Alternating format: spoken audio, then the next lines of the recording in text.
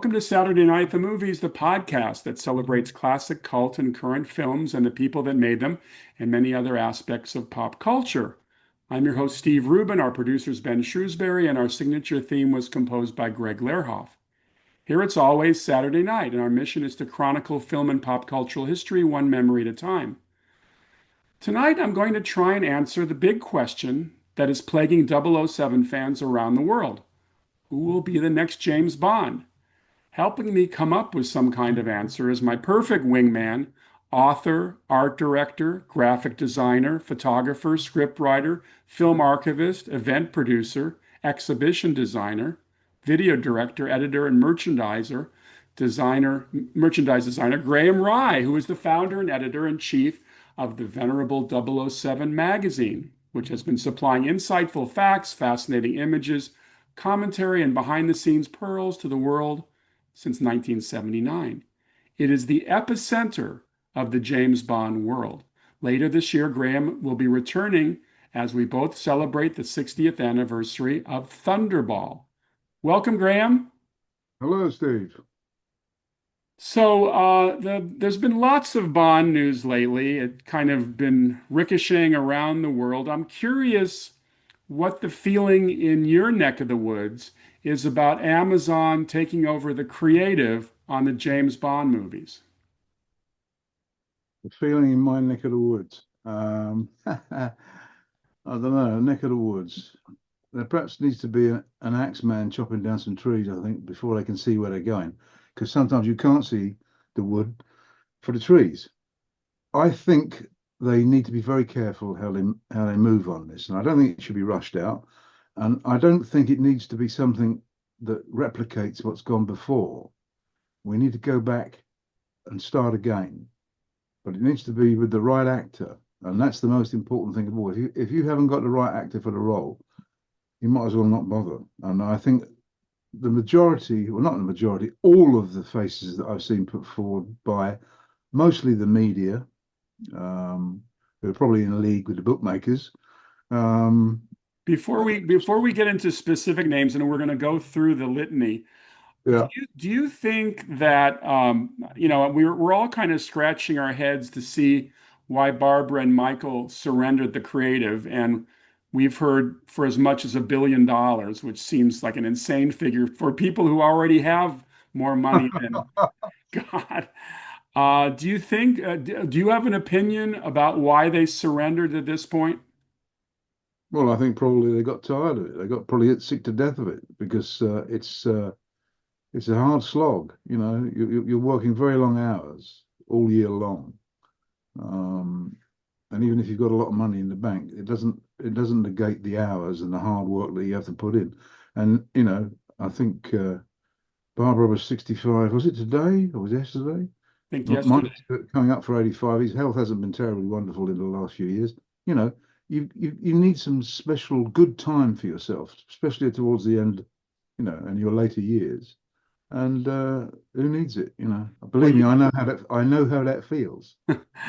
me too. We're going to talk about actors, but I think one of the key factors, obviously a key factor is the director, but it seems to me that under Barbara and Michael, and obviously previously under Cubby and then Harry, they tended to shy away from big name filmmakers. They went with people they felt they could control. Right. Sam Mendes was probably the biggest filmmaker they've had in terms of international reputation. I'm hoping that a Christopher Nolan might take on a Bond film. What do you think? I wouldn't choose Nolan because I don't think he has the emotional element that it needs to be a good director of a Bond film that's got emotional content in it. Um, he seems to be the obvious choice for so many people. I don't quite understand why, but I'm more inclined to go for people that aren't so well known that have made some pretty good films in the past. Um, that have had a Bondian kind of feel to it. I mean, one of the really great thrillers that I've seen in the recent years is 2010, The American, George Clooney, which is directed by Anton Corbin. It's I'd hire him tomorrow because what he does with that film is off the scale. It's a really very, very good, almost, it's got a Bondian style to it to a degree because Clooney's a hitman, and the technical You're side of preaching to the converted. It's one of my favorite movies, and I yeah, thought Clooney's that and Michael Clayton are the best Clooney movies. And yeah, absolutely, are you kidding? That he would be great. And it's a very sexy movie, it is, yeah.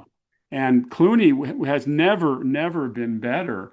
Um, It's got yeah, a European, it's got a European feel to it as well, which is, I think, is important for Bond. When Bond's in places that it doesn't really fit, you know, Diamonds Are Forever, Bond's in America. It doesn't kind of quite gel. You would never see Bond. It would never look and feel right in Australia or Africa. I mean, they took Shaft to Africa and that didn't work. I mean, sure, sure. You know, the director that has come to the rescue of the Bond series on two occasions, Martin Campbell, always impressed me as of doing yeoman work, especially on the first Daniel Craig Casino Royale. I thought he did yeah, a terrific job. he did. Let's get into some names. Well, first of all, I want to say that those of you who are watching on YouTube, the first image I put up was Sean Connery, indicating that there's always big shoes to fill when it comes to James Bond. But Connery, to me, is always going to be Bond. But we obviously can't resurrect him. We've got to go with some new faces. So I'm going to start with a name that was bandied around a lot last year as the heir apparent, who was Aaron Taylor Johnson. Mm. Now, he certainly kind of reminds me a little bit in terms of reputation of Daniel Craig, in that he's not well known. He's not a name brand. I'm just curious what you think. Well, I think he's very good at what he's very good at, but I just don't. He doesn't say that. I look at him and I don't see Bond. I just don't see that look. I mean, in a film like Craven the Hunter, that's a brilliantly made film. It's great entertainment. It's incredibly violent, and he plays the part very, very well, and it's very action packed, like Tom Cruise's Mission Impossible films are. But there's more to being an action star, and Bond has never really been an action star. It hasn't been. It's only with the Roger Moore films that they started to become more stunt orientated, stunts for stunts' sakes. We've got to have a big stunt here to set this off, or do this, or do that. Bond films don't need that. Well, you're mentioning things that I totally agree with. I remember the subtle moments. Of course, the subtle moments have been bushwhacked by modern film sensibilities, which I totally disagree with, that you have to have constant action. Actually last night I went to see Mission Impossible, Mm. sat through almost 3 hours with trailers, and I see the challenge of doing a new Bond because a lot of these other film franchises have been stealing pages from Bond for years. That's right. Yeah, I mean, a lot of the stunts that have taken place for real with Tom Cruise, fantastically, I don't know how the hell he does it, have been inspired by Bond, but a lot of those or some of those stunts were mocked up, Right, of whereas course. he's taken it to the nth degree and he's done them in reality. And I you watch these things and I still can't believe what I'm seeing because the idea that anybody would do that. I mean, I think that burning parachute jump he did 16 times. It's He's bonkers. Yes, we'll talk about it afterwards. Actually have a couple of questions about that sequence. Um, I was on a radio talk show in Boston last month, and people were calling in suggesting people. Most of them didn't quite work, but the name Chris Hemsworth came up. Now, here's a name brand. Obviously, we know him from Thor. Yeah. What do you think of Chris Hemsworth? I think he's a great looking guy, moves very, very well. He's a good actor, but he still doesn't have that Bond look. Right, right. Who do you think had the best Bond look? Are you like me grew up with Connery?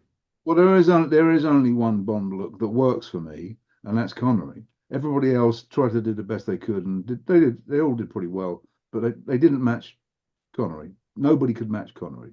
So therefore, if you're going to go for somebody that's going to be as close to Connery as you can get, you've got to go for somebody that has some kind of look about them that's similar to him and might also be a Scotsman, which Stuart Martin is. Okay, so let's see. I don't know if I have Stuart Martin on my list. Let's go. Let's come back to him in a second, but I'll mention some other people. This gentleman was recently mentioned, Clive Standen. Do you know who this is? I have no idea, and I don't want to know because I look at that face and I think, James Bond, do me a favor. Get it, Okay. get it.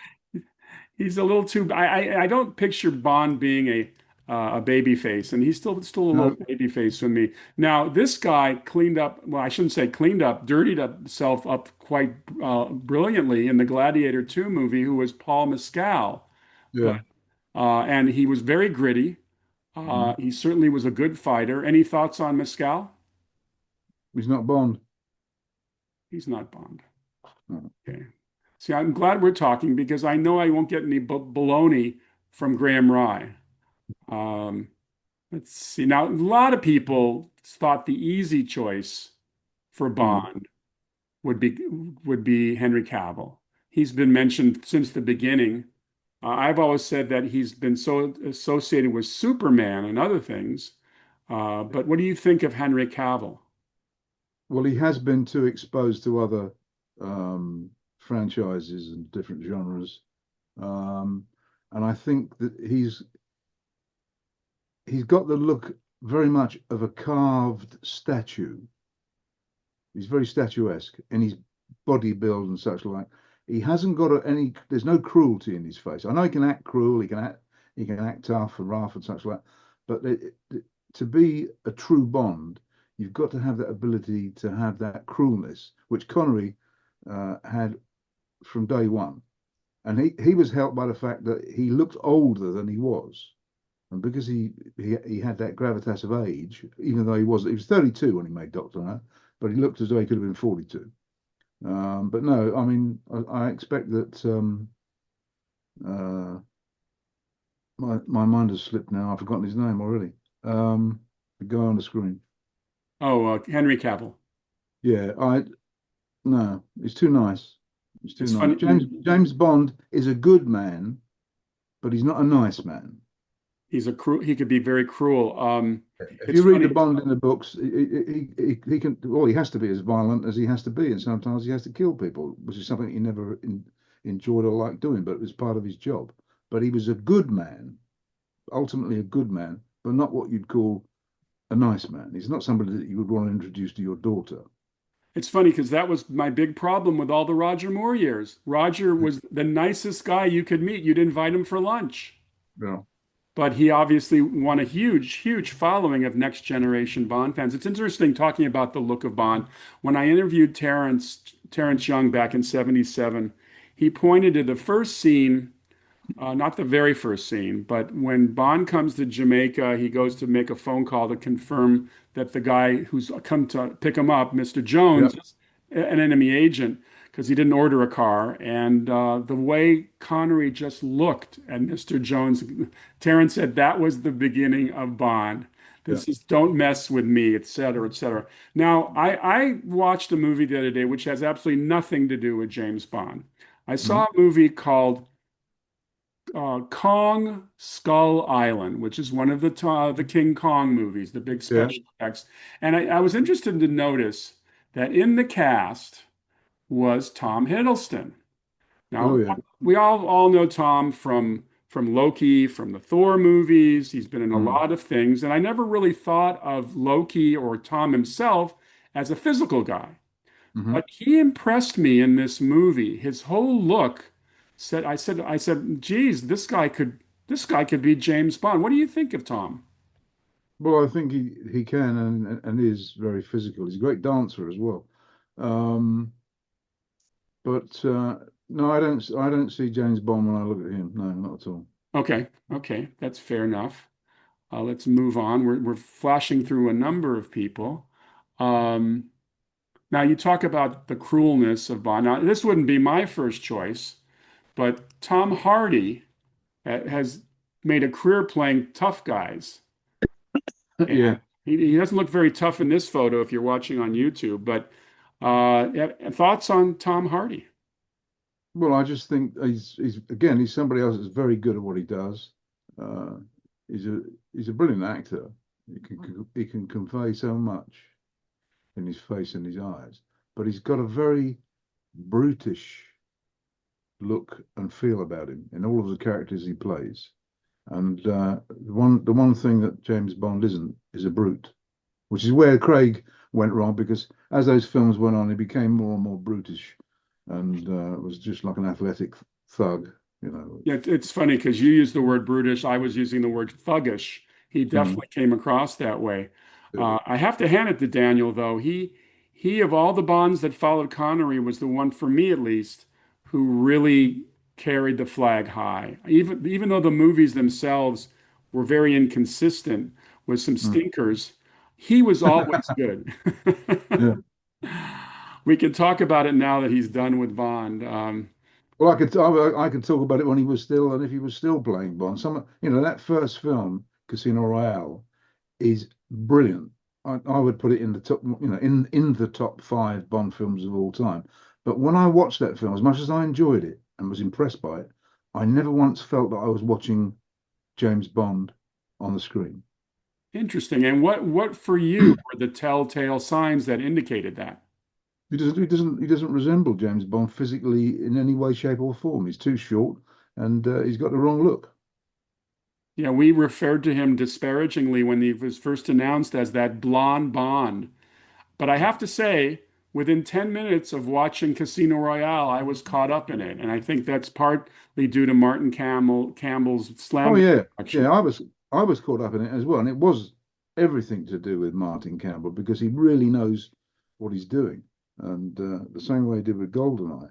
Those two premiere films for the two new Bonds are really something special, and Campbell is a very very uh, incredible action director. I mean, the Zorro film, Oh, or yeah. he made two of those, didn't he? I mean, they're just off the scale wonderful. I mean, it's just so they're not all complete nonsense, but it's just so dynamic. The speed of it, everything about it, it's just you know. And again, it's another film that you've got to see in the cinema. And Oh, absolutely. the sword fights in it are wonderful. Um, we're in the States, we're big fans of a TV series called Outlander. Hmm. And Sam Hewn plays the gritty lead in Yeah, that TV series. I know he's done other things as well. I just yeah. happened to come across a photo of him in a tux, Hmm. and he can be vulnerable. He can be angry. What do you think of him? Well, I look at him and I see a little boy. A little too boyish. Yeah. Okay, so if Sam doesn't work, then you're probably going to say even worse for somebody like Richard Madden. A little too Oh, boyish. yeah, well, yeah, yeah, yeah. He's about 3'6". Well, that ain't gonna work for James Bond. That is an exaggeration, I might add, but he hasn't got the physique for it. You need somebody that when James Bond walks into a room, particularly as Connery, people take notice. So this guy is all over American telly right now with commercials. Theo James. Mm. He was in those Divergent movies. He's got a certain menace about him. Any thoughts? Well, again, he's got a very boyish, youngish face. I don't see Bond when I look at him. Although he's got a very good voice. I have heard him on a couple of things, and he's got a very good voice. But he doesn't have the visual aspect that's required to convince people, that he is James Bond. I don't think. No, not for me. Too young looking.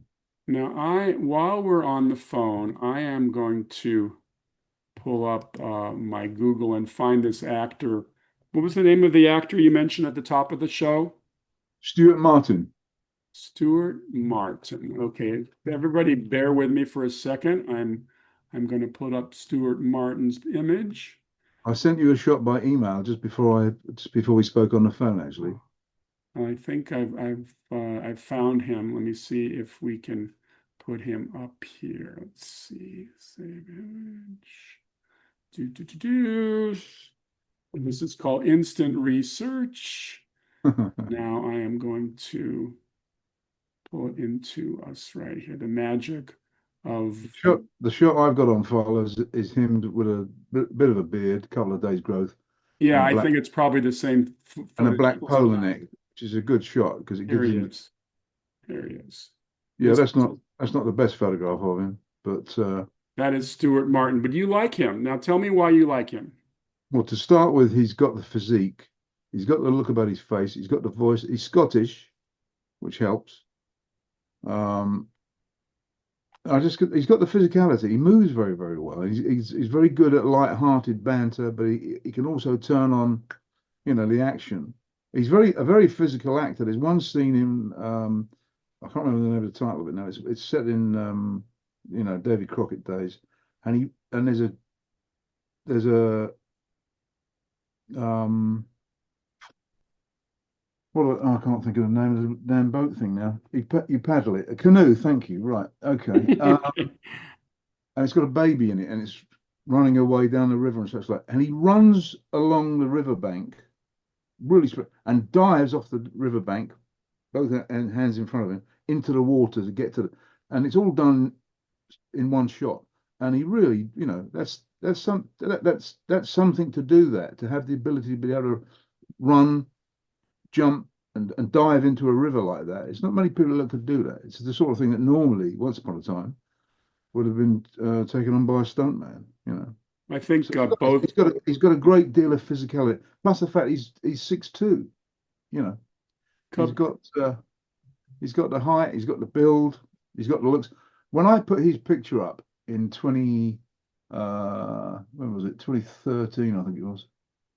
Was it 2013? I can't remember now. Some time ago. I got so much response to it on Facebook. Um, there were 553,697 post impressions of his picture on the thing that I put up. That's a lot. and Post engagement. that was 12 years ago. Um, I think I might be slightly wrong. No, it's 2013. I think it was 2013. Was it 2013? 2013. Yeah. So I haven't got a date on my picture, unfortunately.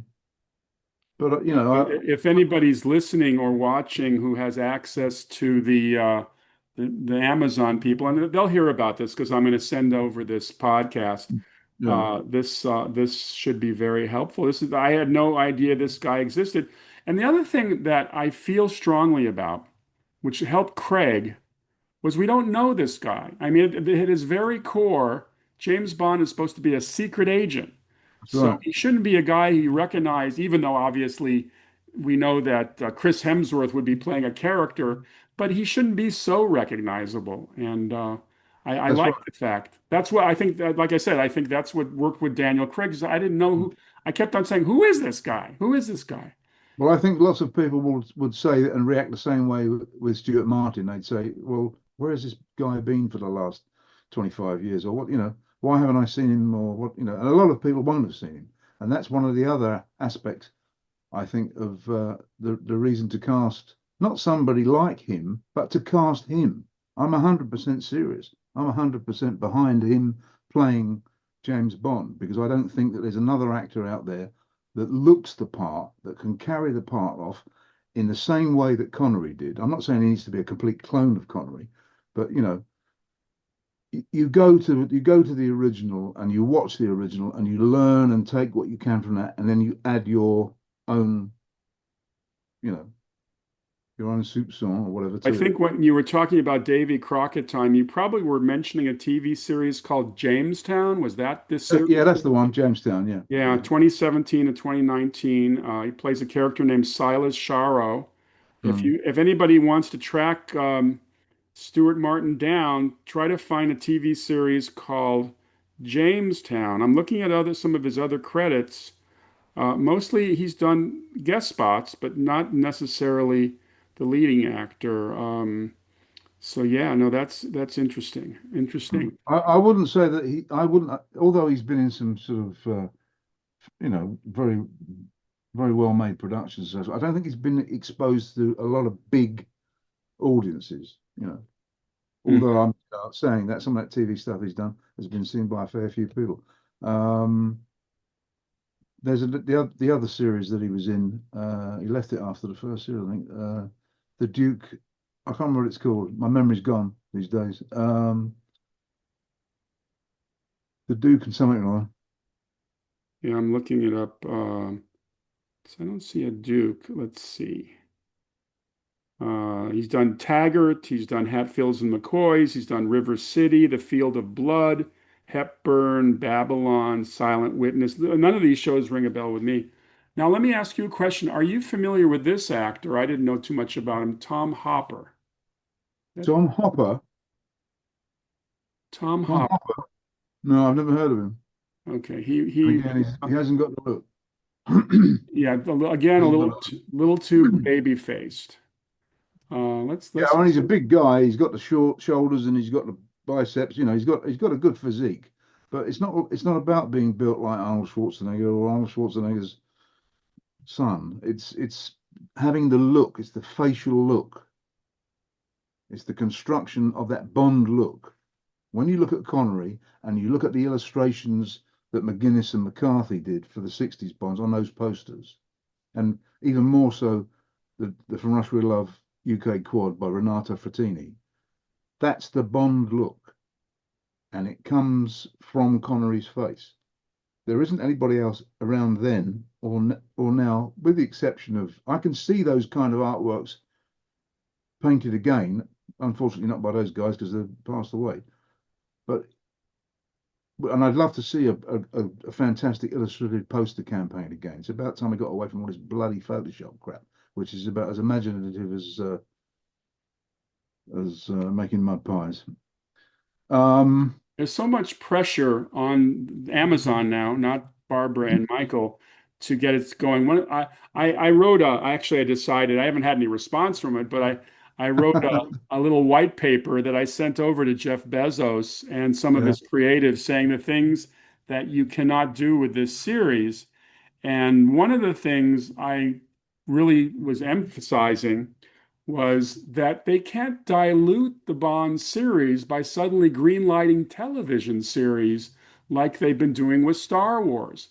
I, yeah, that's, the I will give the Star Wars people credit. They've generated some really good television series, but nobody gives a rat's ass anymore about the movies. There's no real, oh my God, we got to see a Star Wars movie. If you yeah. start creating, I'm sure it was a joke, but the fact that somebody mentioned a Money Penny spin-off series was so Mm. ridiculous.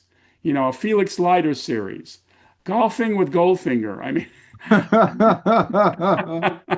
Oh, dear. I mean, No, it's it's interesting when these billion-dollar franchises are acquired, everybody's imagination starts going nuts, and they think that they can create a whole universe of Bond characters.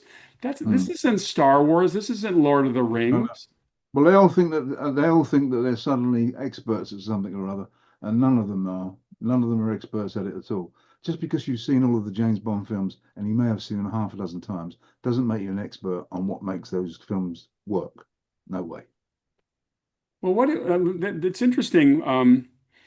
We laugh a lot these days because we're constantly watching Connery Bonds because we celebrate them like people celebrate Shakespeare and Yeah. Tolkien, and they're caused to be celebrated. They're very sexy movies. Mm. There's a certain misogynistic quality about it, but it's Yeah. in good fun. I mean, I'm always referring to the moment when Bond is being massaged by Margaret Nolan, and he gives her a little slap on the tush while he talks with Felix Leiter. Do you Mm. think that filmmakers today would get away with that? No way. Well, no, I don't suppose they'd get away with it. I don't suppose they'd want to do it because they're completely all wrapped up in this woke crap. But that's why I think Bond needs to go back to the books. It needs to be set in the 60s. You know, at the beginning of the film because something comes up and says, circa 1960, whatever. And you know that the film is set in that time. They can even put up a sign warning people that you might be offended by it. Or what are those warnings, those signs they put up for things? Well, I can't remember what they're called now. But anyway, you know, That's I think they're called disclaimers. something like that, yeah. But I think that if you set it in the 60s, you can you can get away with murder, because you can go back to exactly how those films were written, and the best ones, as we all know, are very close to Fleming's books. I would go back and I would film them from Royale all the way through in order of the books. So And you're advocating doing remakes.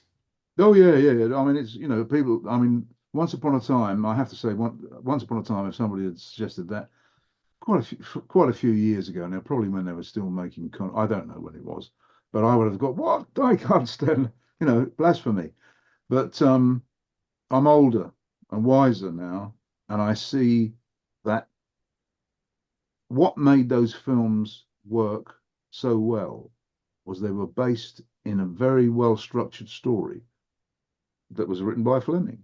So you've got all that fantastic writing in all of those books, and nobody's using it. I mean, look at the way everybody went away from everything on the Moore films. I mean, well, to be fair, I mean, you only live twice. They had to rewrite.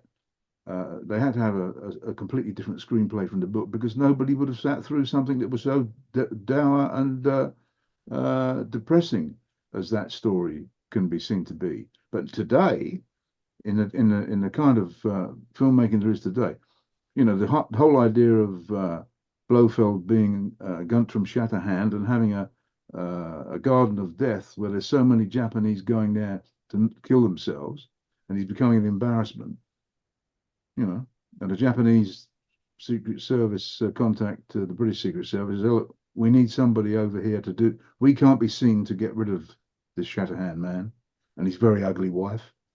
But you could do it for us, and for that we will exchange you this decoding device, which is the Magic 44, I think, if I remember rightly. And because they, again, like the Lecter in From Russia Glove, they can't miss the chance of Acquiring that device.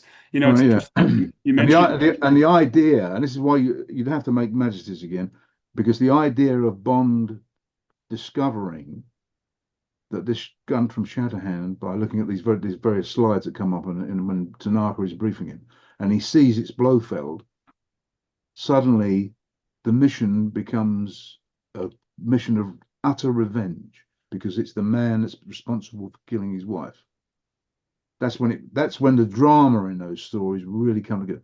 Thunderball, On Her Majesty's Secret Service, and You Only Live Twice, filmed in the correct order. If they're all filmed in the correct order, everything falls into position because Bond as a character evolves over Fleming's novels.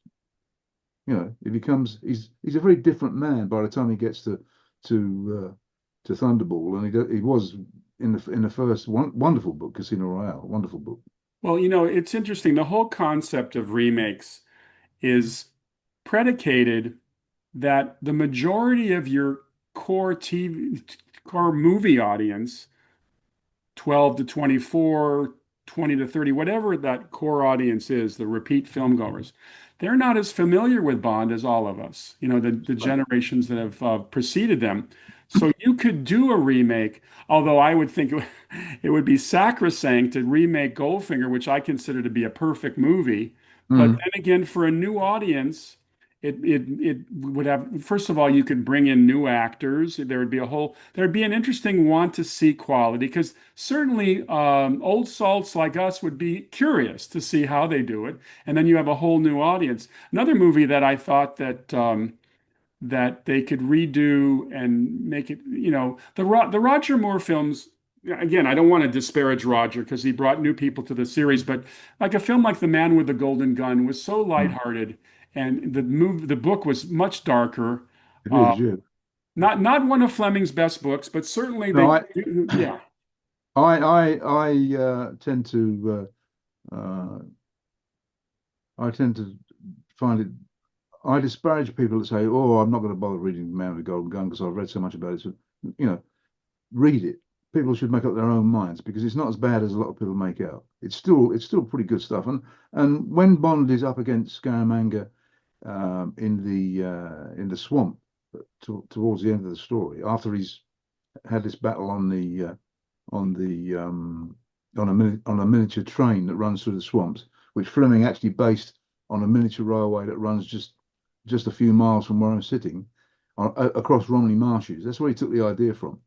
He used to sit in the back carriage. When I was a schoolboy and I was down here, I had a planned book, Casino Royale, the green cover, big James Bond lettering on it. So this old guy that worked on the station, he went, "Oh, James Bond." He said, "Mr. Fleming used to come down here every now and again, and he'd always go in the back carriage."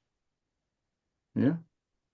So he had ridden on that, and you can bet your life that while he was riding on that train, he had his notebook and he was making, and that ended up in Man with the Golden Gun without any argument. Here's a question that I've always wondered about. Since Ian's passing way back in 1964, there have been many, many James Bond novels written by a consortium of writers or an Yeah. assortment of writers. Um, any particular reason why they've never thought about dramatizing any of those books? I really don't know. I suspect it's something to do with money, though. It was probably less expensive to get screenwriters to write a new story than it was to. I might be completely wrong. I don't know, but I don't know that any of them, apart from Colonel Sun, would have really worked as a James Bond film. They're okay, but there was just something about all of them that just didn't, they didn't work for me. Sure. I, No, I hear I you. just I only read Fleming and Kingsley Amis' Colonel Sun. I don't bother with anything else. If you want the real stuff, you stick with the real stuff. Right. And I have to say that last year I went back and I reread Goldfinger, Doctor No from Russia with Love, and just was enthralled with the writing. There's just Exactly. Enthralled. Spot on, Steve. Enthralled is the word because they're so masterly crafted. They're just I remember, even now. I don't think he gets the praise that he should do. I mean, I've seen some really crappy things written about him by various other authors. Looking down their nose that pulp this, but no, it wasn't. And undoubtedly, what he wrote was superior to what these critics are having a go at, particularly when some of those early when Sebastian Faulks, one of those. I mean, he had to be writing as Ian Fleming. It's not as though he could, it had to be clear. It had to be made clear to the general public. It wasn't really him writing it. It was him writing it as Ian Fleming, as though somehow or other he was vastly superior to what Fleming wrote. Never in a month of Sundays.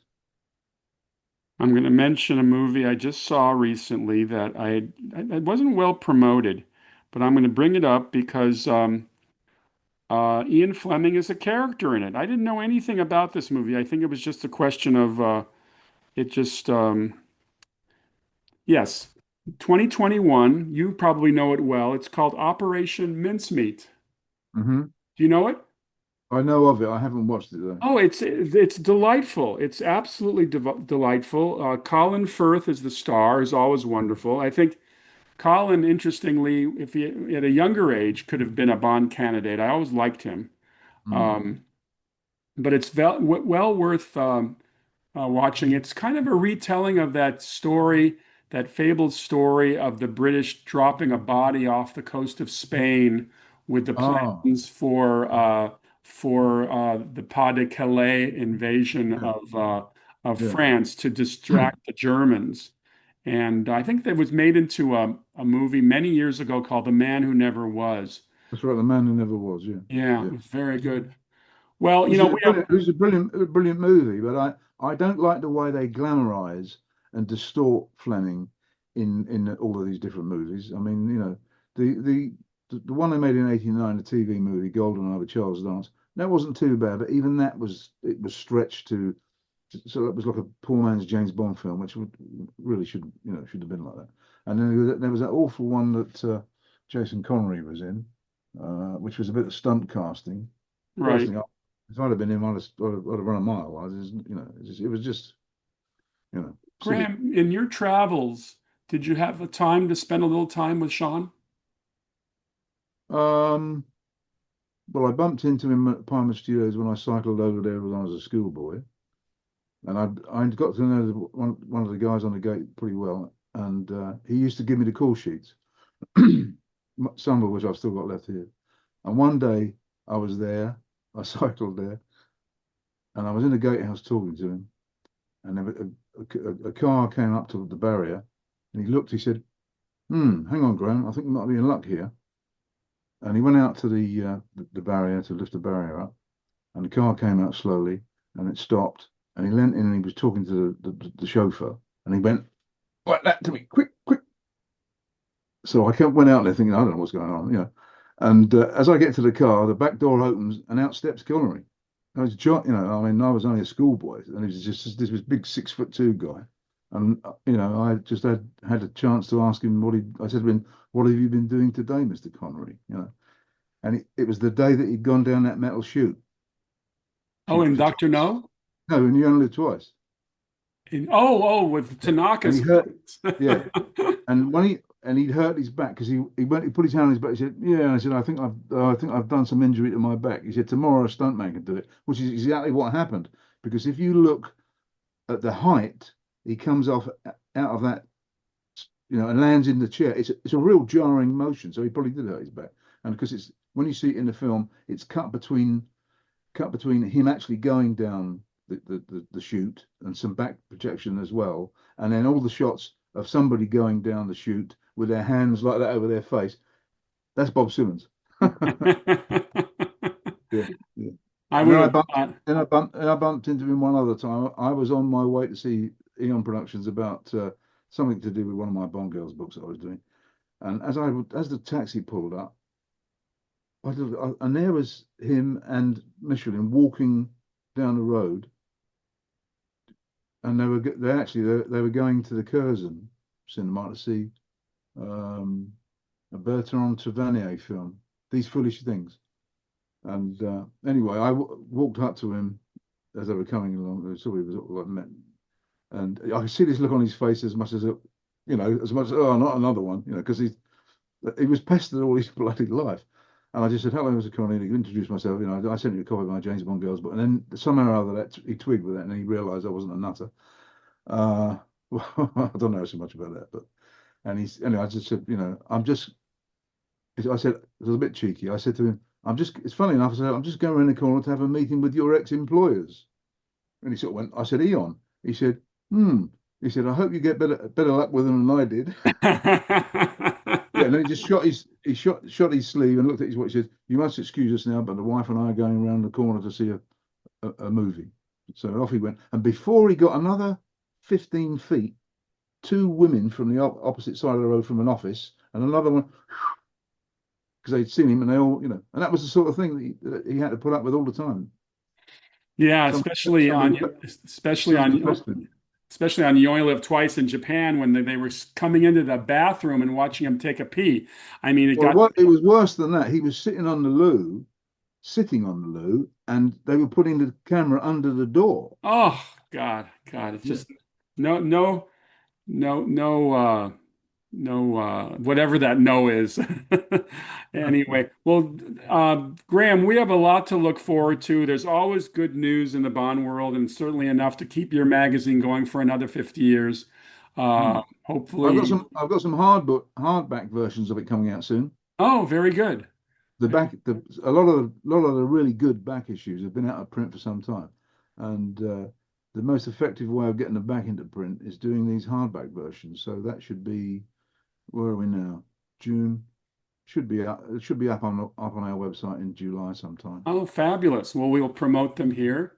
Everyone, you have been listening and watching Saturday Night the Movies. I'm your host, Steve Rubin. Our producer's Ben Shrewsbury, and we've had the delightful Graham Rye on. Graham, your insights are interesting. We'll definitely keep Stuart Martin in mind. Believe Yeah. me, the Amazon people will hear about this because I'll make sure they hear about it.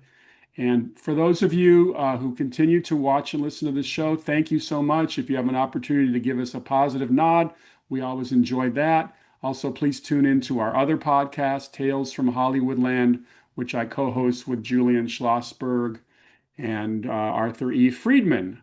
Um, Graham, thanks so much. Thank you, Steve.